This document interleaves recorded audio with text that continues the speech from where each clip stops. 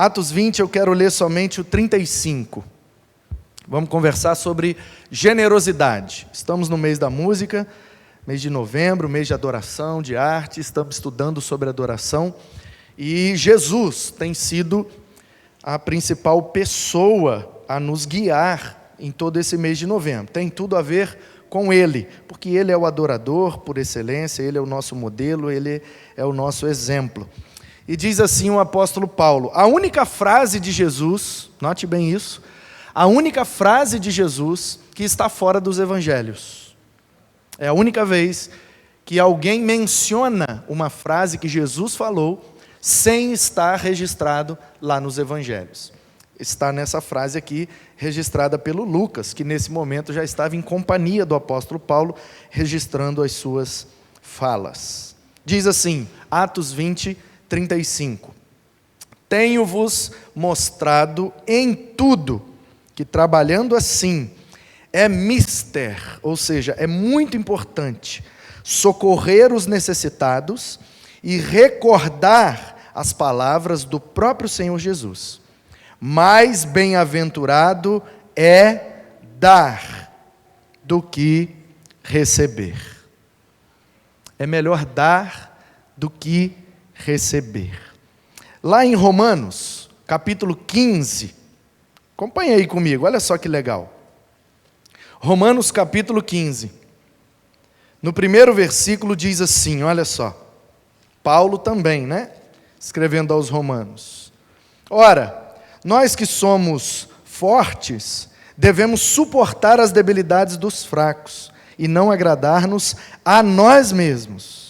Portanto, cada um de nós agrade ao próximo no que é bom para a edificação, porque também Cristo não se agradou a si mesmo, assim como está escrito, as injúrias dos que te ultrajavam caíram sobre mim. Pois tudo quanto outrora foi escrito para o nosso ensino, foi escrito a fim de que pela paciência e pela consolação das Escrituras tenhamos esperança. Depois, olha comigo um outro texto. 1 Coríntios, capítulo 9, versículo 12. Diz assim, ó, se outros participam desse direito sobre vós, não o temos nós em maior medida? Entretanto, não usamos desse direito, antes suportamos tudo, para não criarmos qualquer obstáculo ao Evangelho de Cristo. Não sabeis vós que os que prestam serviços sagrados do próprio templo se alimentam? E quem serve ao altar, do altar tira o seu sustento? Assim ordenou também o Senhor aos que pregam o Evangelho, que vivam do Evangelho. 2 Coríntios capítulo 11, versículo 9 a 12. 2 Coríntios 11, de 9 a 12, diz assim, e está descendo água, hein? Deus tenha misericórdia.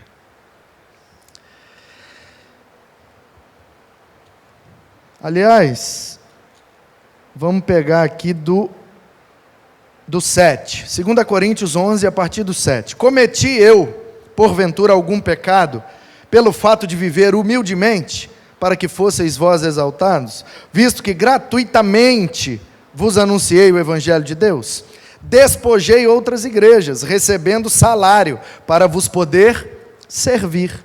E estando entre vós, ao passar privações, não me fiz pesado a ninguém, pois os irmãos, quando vieram da Macedônia, supriram o que me faltava, e em tudo me guardei e me guardarei de vos ser pesado. A verdade de Cristo está em mim, por isso não me será tirada esta glória nas regiões da Acaia. Por que razão? É porque não vos amo? Deus o sabe, mas o que faço e farei é para cortar ocasião àqueles que a buscam com o intuito de serem considerados iguais a nós, naquilo em que se gloriam, porque os tais são falsos apóstolos, obreiros fraudulentos, transformando-se em apóstolos de Cristo. E não é de admirar, porque o próprio Satanás se transforma em anjo de luz. Não é muito, pois, que os seus próprios ministros se transformem em ministros de justiça, e o fim deles será conforme as suas obras. Mais um texto. 1 Tessalonicenses, capítulo 4, versículo 11. Diz assim... vamos pegar do 9, fica melhor. 1 Tessalonicenses, capítulo 4, a partir do 9. No tocante ao amor fraternal, não há necessidade de que eu vos escreva, porquanto vós mesmos estáis por Deus instruídos que deveis amar-vos uns aos outros. E, na verdade, estão praticando isso mesmo para com todos os irmãos em toda a Macedônia. Contudo, vos exortamos, irmãos, a progredirdes cada vez mais e a diligenciardes, prestar bastante atenção por viver tranquilamente, cuidar do que é vosso e trabalhar com as próprias mãos, como vos ordenamos, de modo que vos porteis com dignidade para com os de fora e de nada venham a precisar. Vários textos do apóstolo Paulo para mostrar que na mentalidade e na filosofia de ministério do apóstolo Paulo, está sempre presente a questão da generosidade. Só que o mês está focado em Jesus, tem tudo a ver com ele. Esse ele ali não é o apóstolo Paulo. O ele ali é Jesus, tem tudo a ver com ele, tem tudo a ver com Jesus, porque dele, por meio dele, para ele são todas as coisas. O mês não está baseado na vida do apóstolo Paulo. Nossas reflexões estão baseadas na vida de Jesus. Porém, no texto que nós lemos primariamente, Atos 20, 35, Lucas está registrando uma fala do apóstolo Paulo. O apóstolo Paulo, nesse contexto aqui, está em Mileto. Mileto, de onde era o Tales, um filósofo muito importante, Tales de Mileto. Era uma cidade portuária, um porto de pequeno porte, onde o apóstolo Paulo estava se despedindo dos presbíteros de Éfeso. Éfeso, uma cidade maior, mais importante, que tinha um porto de grandes proporções, talvez competindo com Corinto, aí não sei direito, mas um ou outro seria o maior porto daquela região naquele tempo. Tinha um muito grande também em Tarsis, mas o porto de Éfeso era muito grande, e também o de Corinto, que era passagem para a rota comercial da Ásia, né, do Oriente, para todo o Ocidente, para a Europa. Então, Paulo plantou a igreja em Éfeso, e a igreja em Éfeso era uma igreja difícil, era uma igreja complicada, exatamente pelo motivo de que tinha muitos líderes, muita gente sabida, muitos presbíteros. A palavra presbuteroi, no grego, é a tradução da palavra sanhed, que seria o ancião.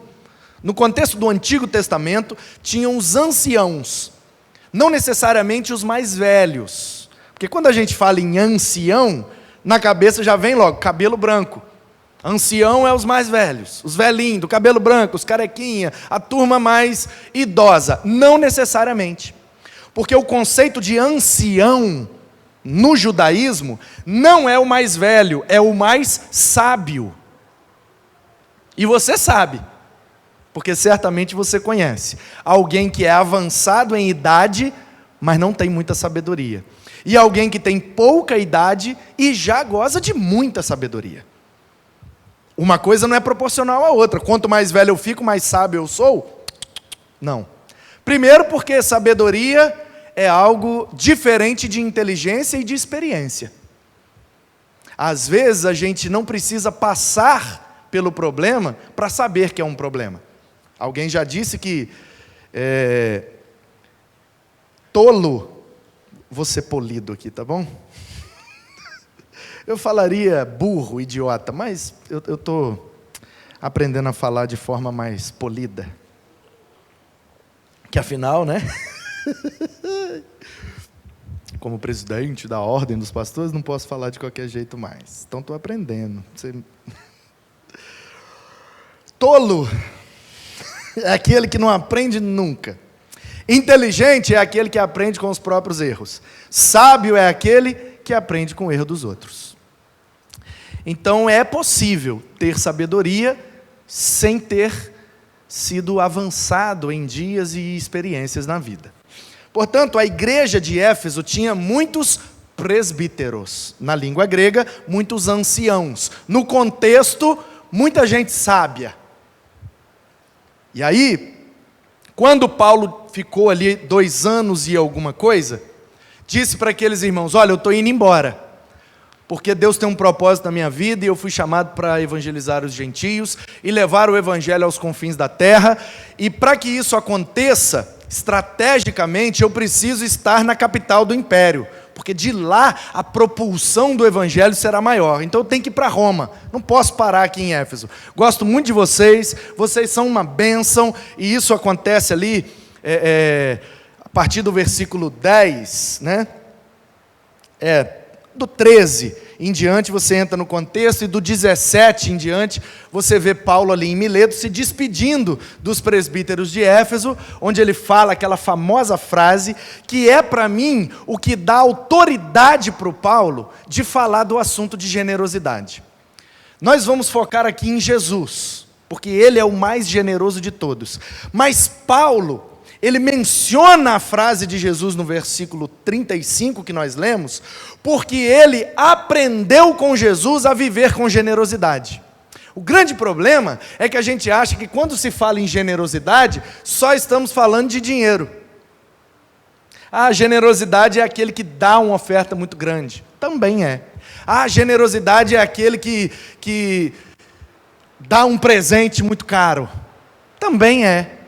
Generosidade é aquele que não mede esforços, bota a mão no bolso e tal, ele é muito generoso. Também é.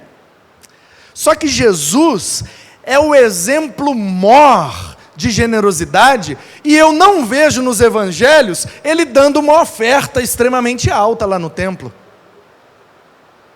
Inclusive eu vejo Jesus dizendo que a oferta mais generosa que ele viu na vida foi de uma viúva, e ela deu 2 moedas. Portanto, generosidade não tem a ver com quantidade, mas tem a ver com qualidade da oferta. Porque 2 moedas para aquela viúva era tudo que ela tinha. Está descendo água, hein? Está descendo água. Que Deus tenha misericórdia, né? Tem muita gente desabrigada, muita igreja foi alagada. Nós estamos aí em campanhas para ajudar o povo, mas isso aí. Vamos tentar concentrar aqui, né? Daqui a pouco a gente vai lá e se preocupa com a água. Então, como eu dizia, generosidade nem sempre tem a ver com o valor daquilo que a gente dá em termos financeiros. Porque Jesus falou da generosidade daquela mulher viúva, e ela deu só 2 moedas. Mas naquele momento, 2 moedas representava tudo que ela tinha. E às vezes a gente fica focando na quantidade. Quem dá muito é mais generoso, quem dá pouco é menos generoso. E aí eu me lembro de uma história, eu vou me apropriar aqui dela, e eu vou citar 2 histórias desse mesmo homem, um pastor presbiteriano, que influencia muito a minha vida de forma positiva. Ele é pastor na 8ª Igreja Presbiteriana de Belo Horizonte, pastor Jeremias Pereira, a quem, contando essas histórias, eu quero honrar aqui, que ele acaba me pastoreando, mesmo sem saber, né? Com essas histórias. Ele disse que estavam em construção, uma vez, terminando o templo, o atual templo da 8ª Presbiteriana de Belo Horizonte, que é muito bonito, grande, muito top. E alguns anos atrás, ele estava no meio daquela obra. Era uma igreja pequena, cerca de 300 membros. Ele foi para aquela igreja 30 anos atrás, pelo menos. Ele foi ser pastor de jovens, auxiliar. O pastor dele, acho que faleceu, aposentou, não estou recordando direito. Acho que aposentou primeiro e depois faleceu, e ele acabou se tornando o reverendo, né, o pastor titular lá da igreja. E ele disse que estava no meio da obra lá, com os pedreiros e tal, e aquela confusão, e aquela coisa, igreja em obra, já viu, né? E aí chegou um irmão, um empresário da cidade de Belo Horizonte, um homem endinheirado, chegou para ele e falou: pastorzão, como é que está a obra aí? Aí ele falou: está indo assim, assim, assado, tal, tal. O que é que está precisando aí, pastor? Ele falou: está precisando disso, daquilo. O homem vivido, mediante o que o pastor falou que estava faltando, ele imaginou o preço daquilo, arrancou o talão de cheque e fez um cheque naquele preço. Uma oferta que daria conta de terminar, ou pelo menos deixar bem próximo do término daquela obra. Fez um cheque gordo, muito gordo. Entregou na mão do pastor Jeremias e disse assim: aí, pastor, a oferta da viúva, hein? Aí o pastor pegou o cheque, botou no bolso, virou para o irmão e disse assim: eu recebo a oferta, mas não recebo como oferta da viúva. Que isso, pastor? Por quê? Então me devolve o cheque. Não, jamais. Isso aqui já era, já virou cimento, pedreiro, né? Já acabou, não tem nada aqui mais. Já botou, já foi. Mas não é a oferta da viúva. Por quê, pastorzão? Não é? Só viu o valor do cheque? Eu vi, uma bênção. Então por que não é a da viúva? Olha o valor desse cheque. Não é da viúva, meu irmão, porque a viúva deu tudo. Então o senhor faz favor de pegar as escrituras dos apartamentos, os documentos dos carros, raspa a poupança e traz. Aí eu recebo como da viúva. Quem entendeu, diz amém. Generosidade nem sempre tem a ver com a quantidade que a gente está disposto a ofertar, mas com a qualidade do que a gente está disposto a ofertar. Porque para alguns, R$1.000 representa tudo que ele ganha num mês. Para outros, R$1.000 representa 0,001% de sua renda mensal. Para alguns, doar 2 horas na semana não muda em nada a sua rotina. Para outros, ofertar 2 horas já vai ser muito mais complicado. Então 2 horas para um representa uma oferta, 2 horas para outro representa outra oferta. Porque nós somos diferentes, temos vidas, contextos, habilidades. Às vezes, para alguém subir aqui e fazer uma coisa, não custa muito, porque ele faz de forma fácil.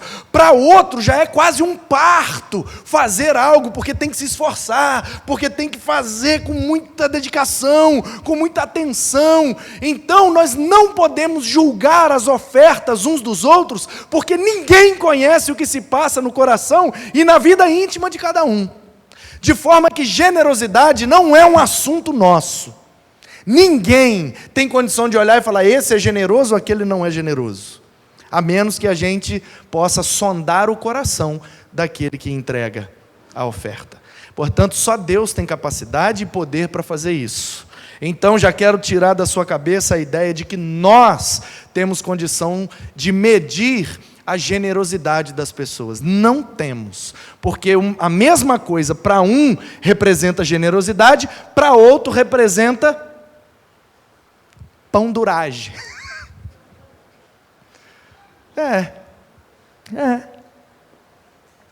Porque para uma pessoa que ganha um salário mínimo, doar R$500 numa determinada ocasião, já que estamos falando de dinheiro, vou falar só de dinheiro, porque dá é mais palpável para você entender. Mas daqui a pouco a gente vai entrar na generosidade de fato.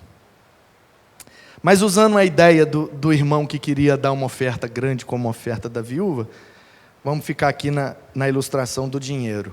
Alguém que doa R$500, ganhando um salário mínimo, pouco menos de 1.000, representa 50% da sua renda. Mas uma pessoa que tem uma renda de 1 milhão por mês, R$500 vai fazer falta nenhuma. Percebem a diferença? Por isso que nós não temos como julgar a generosidade. Porque é o mesmo R$500, mas para um representa um enorme sacrifício, para o outro não faz nem cosquinha. E aí o apóstolo Paulo diz: tenho-vos mostrado, ele está falando com os presbíteros de Éfeso, ali em Mileto, se despedindo, os caras estão chorando, literalmente, o texto diz, os caras chorando: Paulo, não vai embora não, Paulo, a gente te ama, que vai ser da nossa igreja sem você? E Paulo: olha, fica tranquilo, Jesus vai dar um jeito, a igreja é dele, ele vai cuidar, e eu não vou deixar vocês sozinhos, vou enviar um menino bom para lá. Ele acaba depois, enviando o Timóteo, e ele vai ali consolando aqueles irmãos, falando do propósito de Deus, da vontade de Deus.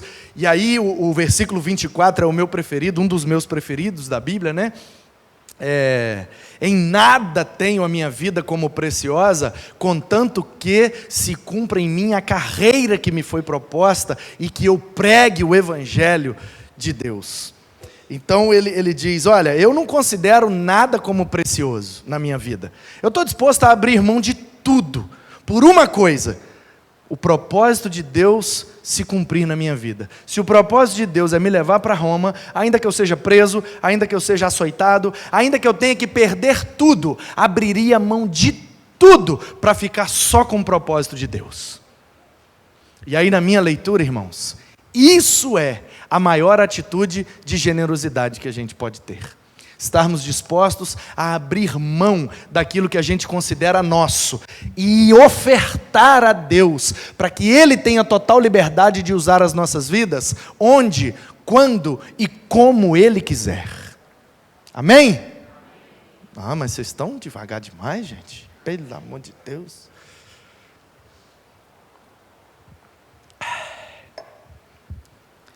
Para mim, Paulo só tem condição de falar de generosidade e apontar para a generosidade de Jesus, porque ele é um cara generoso. E eu não vejo, lendo as epístolas paulinas, lendo o livro de Atos, eu não vejo Paulo enfiando a mão no bolso e dando uma oferta expressiva para alguma igreja, ou salvando a vida de uma família que morreria por causa de uma dívida, ele indo lá entregando 2 talentos para salvar a família. Não vejo Paulo dando dinheiro para ninguém. E no entanto eu considero ele extremamente generoso. Por quê? Porque ele entranhou na sua vida e na sua prática esse conceito dado por Jesus. E isso faz dele um cara muito generoso, porque eu vejo às vezes alguns artistas, eu sou meio artista, no sentido assim, literal da palavra. Eu gosto de arte, das coisas bonitas, fazendo sentido e com senso estético, enfim. E eu estudei teatro e fiz teatro e gosto dessa arte, acho que é a 7ª arte, a arte teatral, cênica. E eu gosto de ouvir atores, grandes atores, estou falando desses, essa turma aí, estou falando ator de verdade, dando entrevistas, falando e tal, e às vezes tem uma frase muito usada por alguns artistas, tanto da área musical quanto da área cênica, filme, novela ou teatro. Eles dizem assim: eu gosto de trabalhar com fulano de tal, porque fulano é muito generoso. Fulano é muito generoso, ele ajuda a gente em cena. E Beltrano é extremamente generoso em cena, ele é uma escada maravilhosa. Aí para você que não é do meio, nesse meio artístico, teatral e cênico, essa metáfora escada é para aquele cara que prepara a cena para que um outro venha e termine no ápice. Por exemplo, o programa Praça é Nossa, o Carlos Alberto sentado ali naquele banco, ele é a escada dos outros personagens. O cara chega: e aí, Carlos Alberto, beleza? Ele: e não sei o quê. Aí o cara vem e pá, manda piada. Não sei o quê, o cara pá, manda piada. O Carlos Alberto é um personagem em cena, ele é o cara do banco, mas a piada nunca é nele, ele nunca é o ápice da graça, a graça sempre está no personagem. Então quando você prepara para o outro brilhar, você é uma escada, porque o outro vai subir em cima de você e vai aparecer mais. Eles usam esse termo. E aí, entre os artistas, eles usam essa nomenclatura. Gosto de trabalhar com fulana, porque ela é uma escada maravilhosa. É muito generosa. E aí, o apóstolo Paulo, ele abandonou tudo, irmãos. Escrevendo aos Coríntios, ele faz uma lista. Eu sou judeu de judeus, eu fui fariseu, eu conheço a lei, eu fui circuncidado ao 8º dia, eu sei o Pentateuco de cor, e eu fiz isso, fiz aquilo, sei disso, sei daquilo, eu sou da tribo de Benjamim, e eu sou do Sinédrio, e eu joguei pedra no Estevão, e eu persegui a igreja, eu fiz. Aí chega no final e ele fala, eu pego tudo isso e considero como esterco. Você sabe o que é esterco, irmão? Me desculpe a palavra, eu não quero deixar de ser polido como presidente. É bosta de boi, meu irmão. O cara está dizendo assim, eu sei a lei toda, eu tive um cargo altíssimo no judaísmo, eu era do principal grupo dos fariseus, e eu considero tudo isso como bosta de boi. Que isso, Paulo? Misericórdia, mas nada disso tem importância? Não, não é que não tem importância, é porque tudo isso comparado a Cristo se torna irrelevante. Percebe como Paulo é o maior líder do cristianismo primitivo? É o cara que mais plantou igrejas, é o cara que simplesmente escreveu metade do Novo Testamento, e esse cara está sendo uma escada maravilhosa para Jesus. Até quando ele parece soberbo, quando ele diz, imitem a mim, aí você fala, agora ele não está sendo uma escada, ele fala, porque eu imito a Cristo. Isso é generosidade.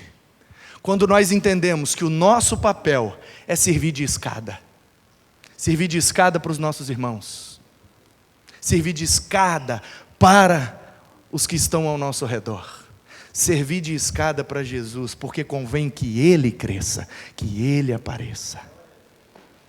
Isso é generosidade, e isso tem tudo a ver com Jesus, e isso tem tudo a ver com adoração, porque se a gente não estiver disposto a apontar para Cristo, a ser uma escada para Cristo subir, a sermos generosos, entregando tudo que temos, tudo que somos, tudo que sabemos, tudo, meu irmão, tudo, todos os segundos do nosso tempo, todos os centavos do nosso dinheiro, todas as habilidades que recebemos dEle, precisamos colocar à disposição dEle, para que Ele faça a sua obra. Tudo, meu irmão. Isso é generosidade. E você pode ser extremamente generoso, sem dar nenhum real ali. Porque generosidade não tem a ver com dinheiro, tem a ver com a disposição do nosso coração, em entregar tudo que temos, tudo que somos.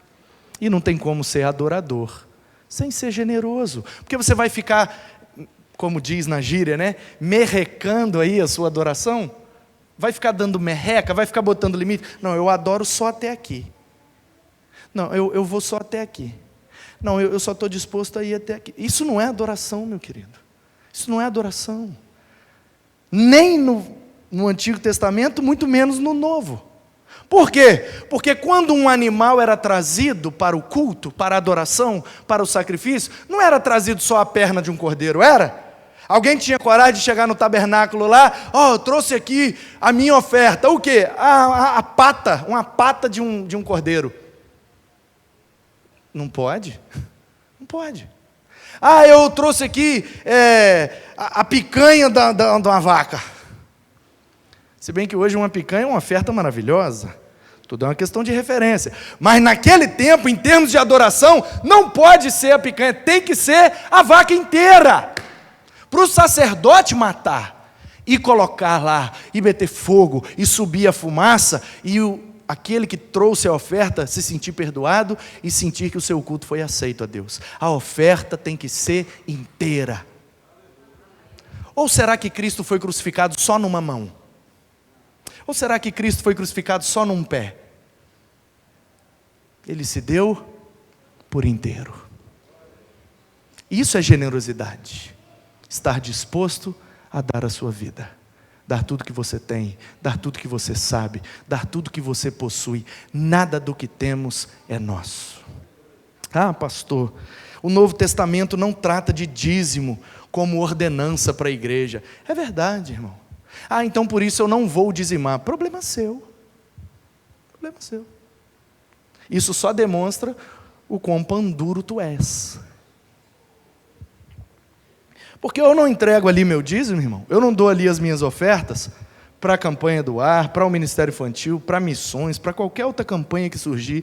Eu não boto ali porque eu sou obrigado, eu boto ali porque eu sou constrangido. Um Deus que se entregou por inteiro para me dar a vida eterna, eu vou ficar merrecando com Ele?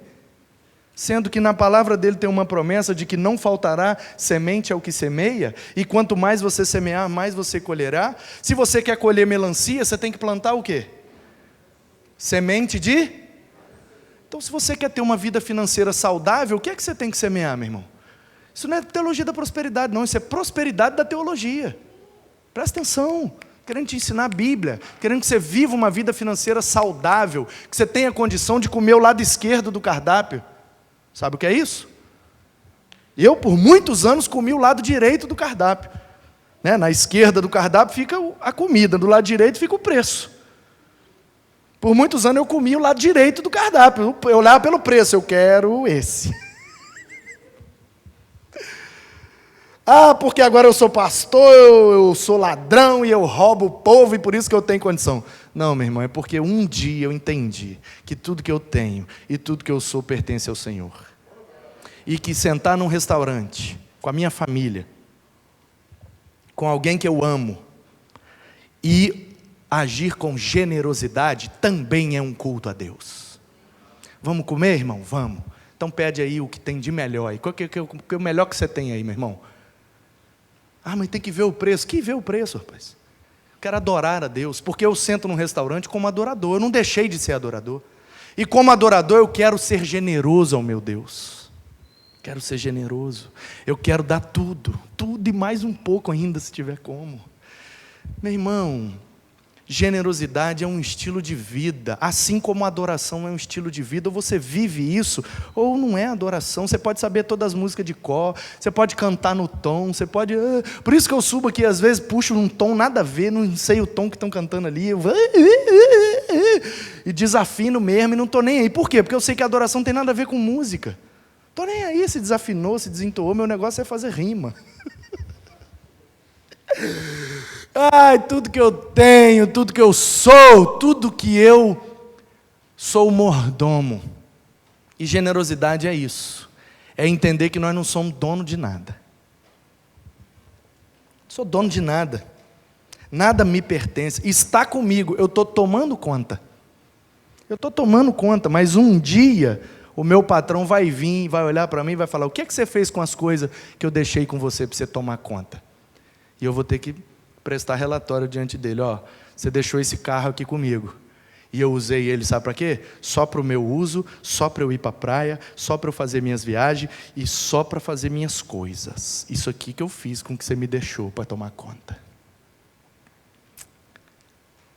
Eu não quero dar esse relatório. Eu quero virar para ele e falar: sabe esse carro aqui que o senhor deixou comigo? Ele rodou 5.000 quilômetros num mês, só para pregar a tua palavra e fazer a tua obra. E eu paguei o preço da manutenção sorrindo, porque é melhor dar do que receber. É melhor dar do que receber. Você precisa experimentar essa sensação, meu irmão. Ir com alguém num shopping, virar para a pessoa e dizer assim: pode escolher aí o que você quiser. Pode escolher o que você quiser, eu pago.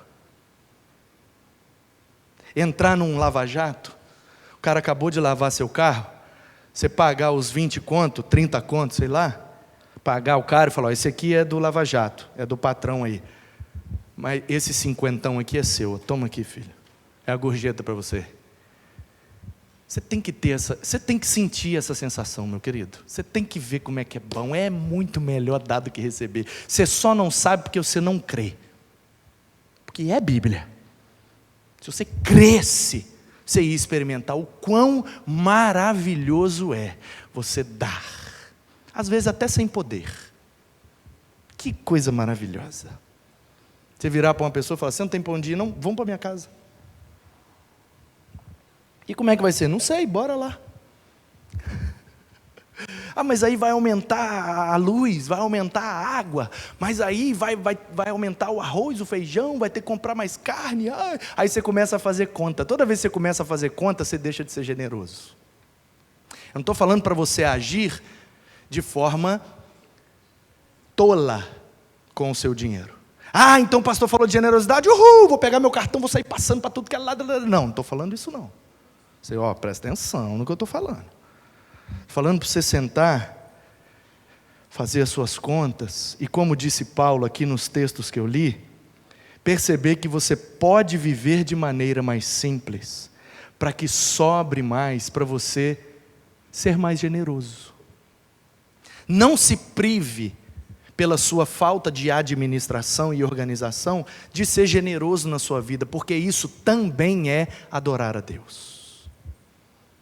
Isso também é adorar a Deus. Eu quero desafiar você, ainda esse mês, de você dar uma gorjeta boa para alguém, de você abençoar alguém com um presente bom, deixar a pessoa escolher.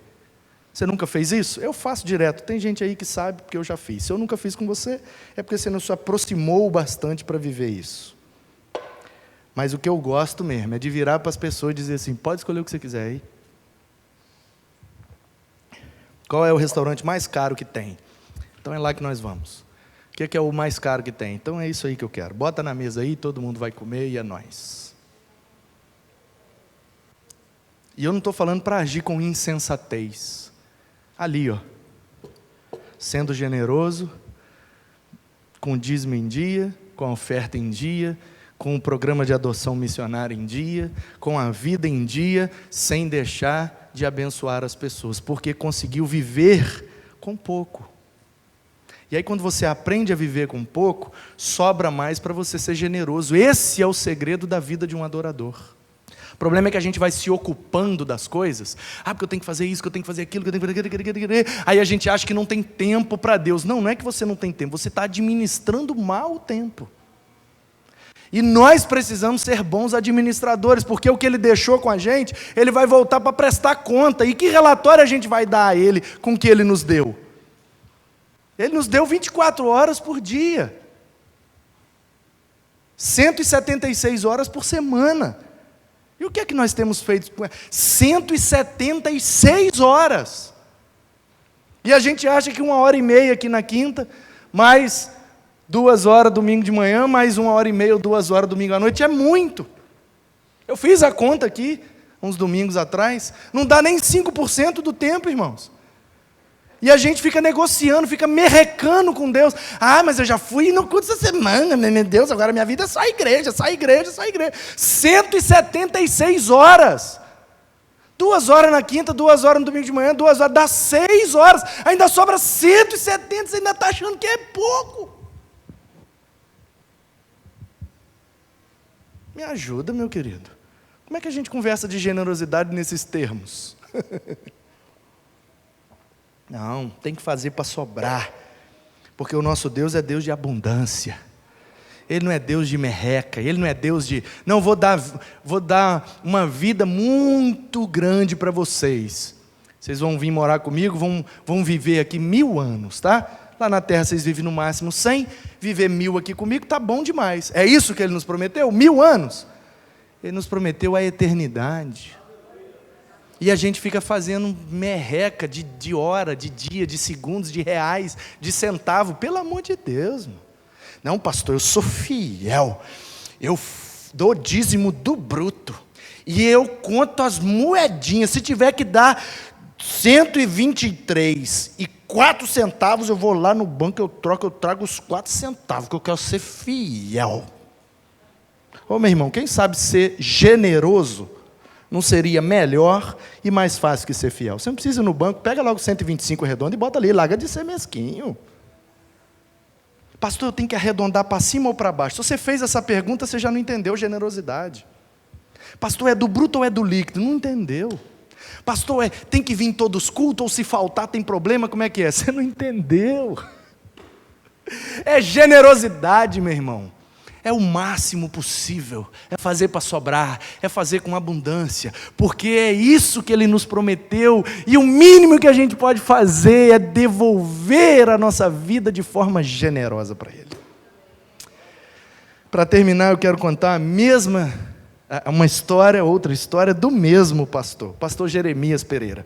Ele me perdoe, vou mandar para ele ver se ele assiste.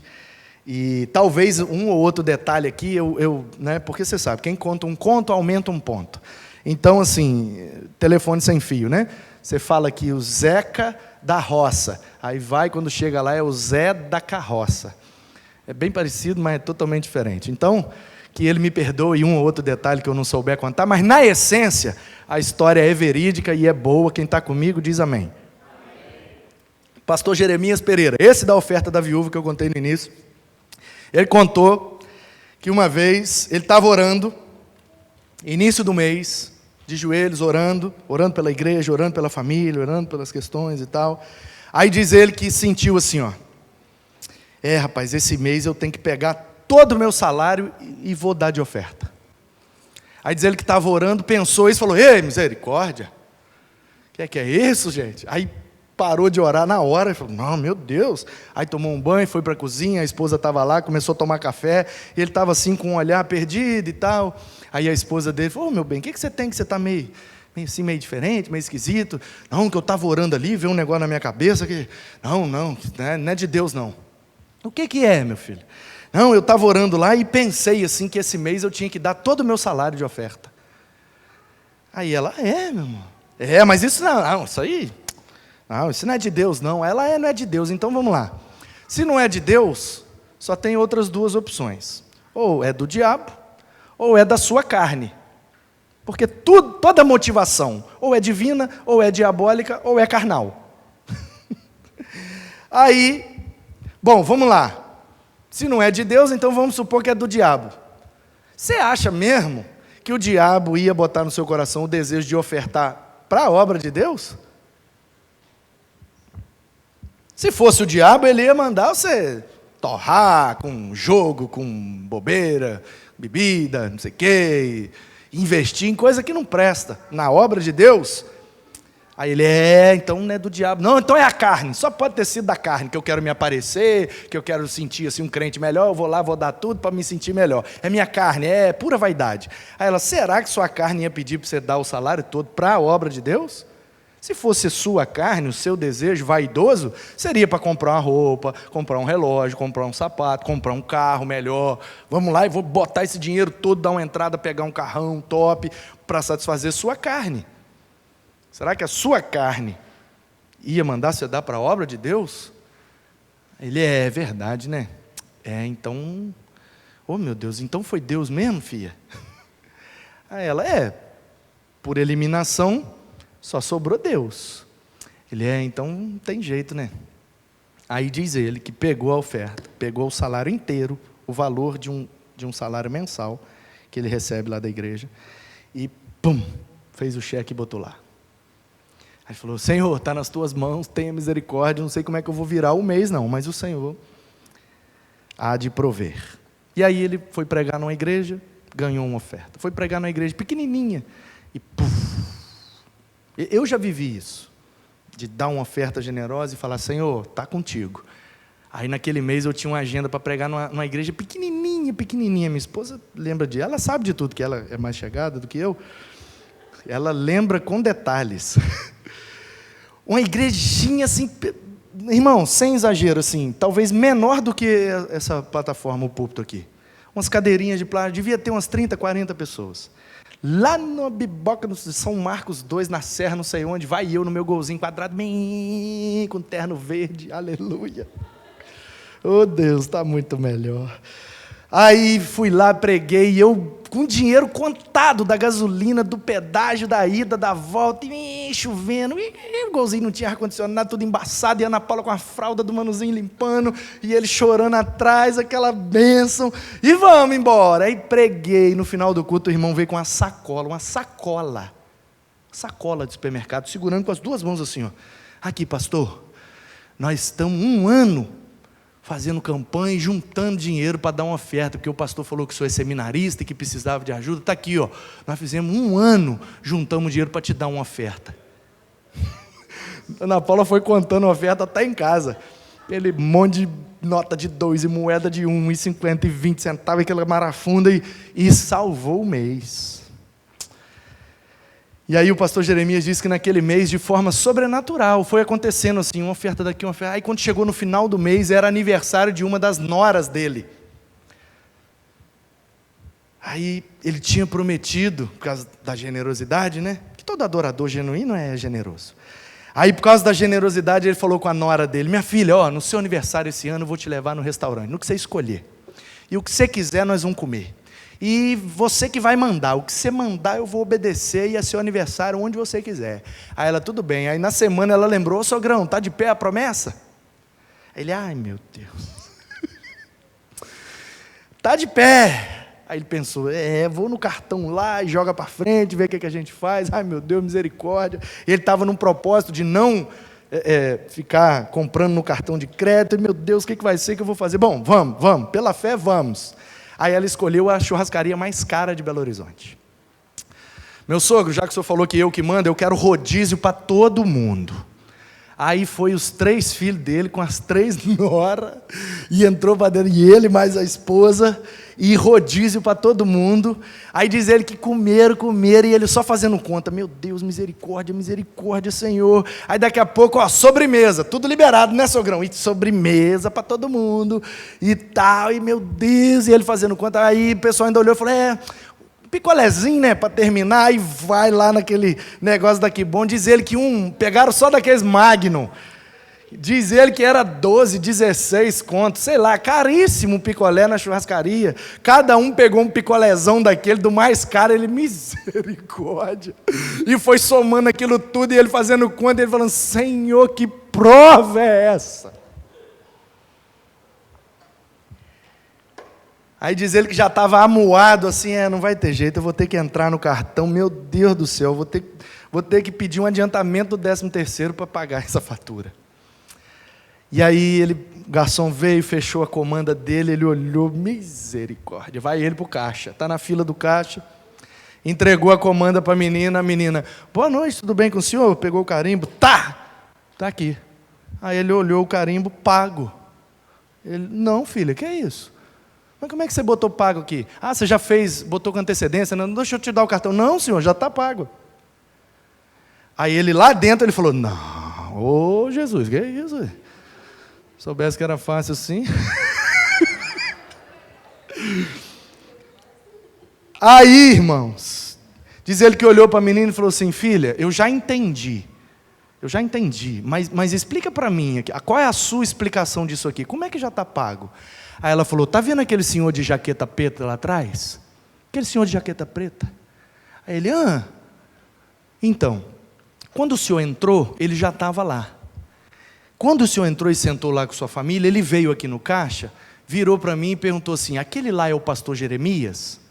Aí o senhor, desculpa, mas eu não conhecia o senhor. Mas um garçom que trabalha aqui, que é evangélico, falou com ele, falou: sim, é o pastor Jeremias, sim. Da presbiteriana? É, ele mesmo. Tá bom. Aí ele virou para mim e falou: tudo que aquele homem comer nessa noite, pode botar na minha conta, porque há um tempo atrás meu casamento estava destruído, eu fui numa programação, Deus usou esse homem para restaurar meu casamento. Tudo que ele comer essa noite é por minha conta. Sabe por que você não vive experiências dessa natureza? Porque você não crê na palavra. Porque se você crer, você vai começar a viver. Se você crer, você vai começar a ser generoso. Se você crer, você vai ter testemunho para contar. Que Deus te abençoe. Te encha de generosidade, para que através de você, Ele possa alcançar muitas vidas. Tem tudo a ver com Ele. Amém.